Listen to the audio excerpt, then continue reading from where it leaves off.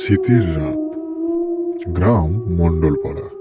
গ্রামটা অদ্ভুত, প্রায় অন্ধকারে ঢাকা, যেন কেউ কালো চাদর দিয়ে ঢেকে রেখেছে। দিনের বেলাতে যাই হোক সবাই মোটামুটি বেরোতে পারে, রাতের অন্ধকারে কেউ বেরোতে পারে না। গ্রামের লোকজন প্রায় ঘুমিয়েই পড়েছে। মিঠু সদ্য কলেজ পাস করা এক ছেলে। তার একটু পড়াশুনো করে শহর থেকে ফিরতে দেরি হয়ে গেছে। মিঠুর বাড়ি গ্রামের শেষ প্রান্তে, যেখানে কবরস্থান শুরু। মিঠু গ্রামের পথ ধরে বাড়ির দিকে হাঁটতে শুরু করলো। রাস্তাটা খুব নির্জন, Please like and জনমানব subscribe Horror and শূন্য। Channel. যেন মনে হয় কেউ রাজত্ব করে আছে। কুয়াশায় ঢেকে আছে পুরো পথ। মিঠু পকেট থেকে টর্চটি বের করে সে তার বাড়ির দিকে রওনা দিল।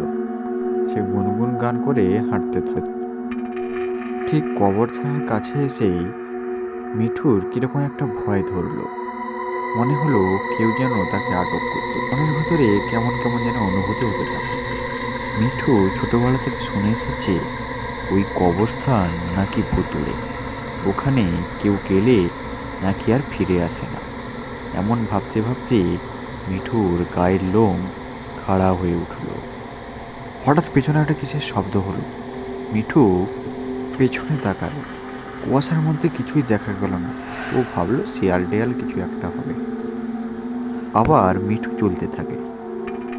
সে কিছুক্ষণ পর অনুভব করলো কে যেন তার পেছন পেছন হাঁটছে, কে যেন তাকে ফলো করছে। মিঠু থেমে গিয়ে পেছনে তাকালো, কিন্তু পেছনে কেউ নেই। একটু যেন ঠান্ডা ঘাম শরীরে জমে উঠল। কবরস্থানের গেট পেরিয়ে সে যখন ঢুকলো, তখন হঠাৎ করে তার টর্চের আলোটা নিভে গেল।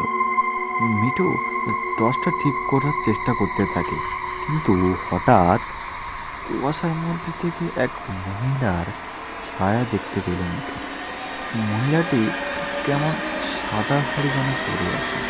এই দেখে মিঠুর অবস্থা তারপরে চোখগুলো কেমন এলোমেলো, মুখটাও ঠিকঠাক দেখা যাচ্ছে না। মিঠু চমকে উঠল, সাহস করে জিজ্ঞাসা করলো, তুমি কে? এখানে কি করছো?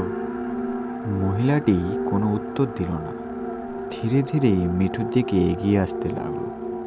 মিঠু ভয়ে কয়েক পা এগিয়ে গেল, কিন্তু মিঠু অনুভব করলো তার পা জমে গেছে। সে নড়তে পারছে না। মহিলাটি মিঠুর আরো কাছে চলে এসেছে। আর চোখে অদ্ভুত করা এক লাল আলো জল জল করে জ্বলছে।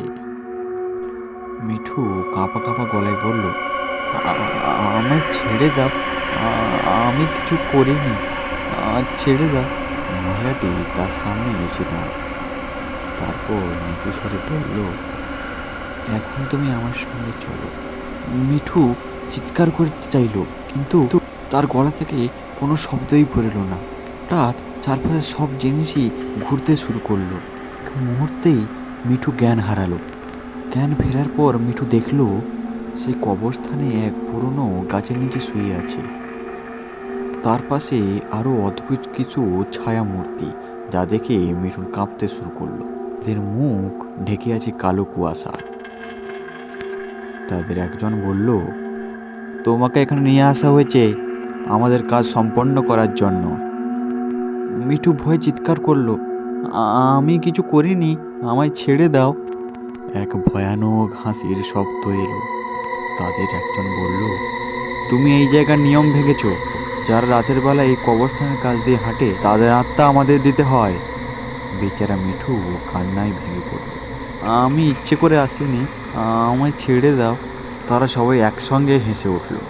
তারপর সব কিছু অন্ধকারে ভরে গেল। তারপর আর মিঠুন কিছুই জানে না। সে সেখানে জ্ঞান হারায়। সকালে গ্রামের মানুষজন মিঠুকে কবরস্থানে অচেতন অবস্থায় পড়ে থাকতে পেল। শরীর একেবারে হিমের মতো ঠান্ডা হয়ে যায়। গ্রামের ওঝা এসে বলে, মণ্ডলপাড়া গ্রামের কবরস্থানে ওই স্থানে গেলে এই অবস্থাই হয়। ওই জায়গা অভিশপ্ত জায়গা। পর থেকে মিঠু আর কখনো গ্রামে ফিরতে রাত করে না। কিন্তু তার মনে একটি প্রশ্ন রয়ে যায়, সেই সাদা শাড়ি পরা মহিলাটি কে ছিল? সে কি সেই ভুতুড়ে ঘটনার সঙ্গে কোনো সম্পর্কিত ছিল? ওই কবরস্থান সম্পর্কে গ্রামে খবর ছড়িয়ে পড়ে। সবাই জানতো ওই মণ্ডলপাড়ার কবরস্থানে গেলে আর ফিরে আসা যায় না। তবে মিঠুন জানতো এই কাহিনী এখানেই শেষ নয়। পরবর্তীতে এই ঘটনা চলতেই থাকে। লাইক অ্যান্ড সাবস্ক্রাইব প্লিজ कर दीजिए। গল্পটি ভালো লেগে থাকলে লাইক এবং সাবস্ক্রাইব করে দেবেন।